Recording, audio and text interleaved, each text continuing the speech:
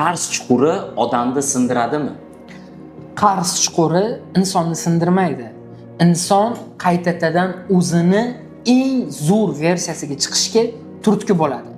Lekin shunaqangi momentlar bo'ladiki, inson sinib qolgandek o'zini his qiladi. Lekin aynan mana shu vaqt inson hayotda o'zini qaytadan topishi uchun Allohdan unga berilgan zo'r imkoniyat bo'ladi. Biror bir muvaffaqiyatli inson yo'qki, qarzdorlik botqog'iga kirib chiqmagan.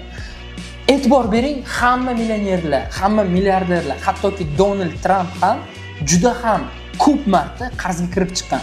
Qarzdorlikning tubiga kirib chiqqan va o'zini qaytadan tiklay olgan. Qarzdorlik bu eng og'ir sinov, lekin bu sinovdan o'tgan odam o'zini eng ideal versiyasiga, eng pik versiyasiga chiqa oladi.